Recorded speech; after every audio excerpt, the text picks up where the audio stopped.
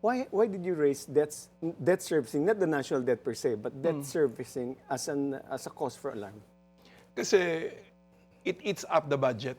Okay, so now the question there, it's up the budget by how much, and then what Kasi, the answer? 6.7 trillion yung budget ho natin ngayon. So, ilang percentage? 6.735. So, Yes po.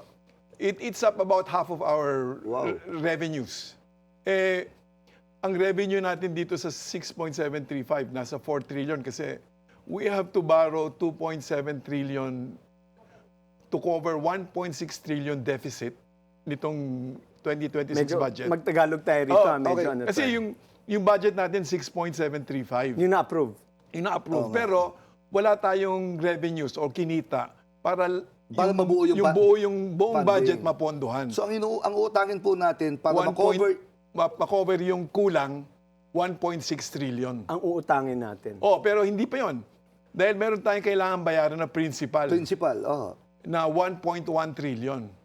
Kaya sinabi ni Secretary Recto noong isang hapon, kailangan tayo umutang ng 2.7 trillion.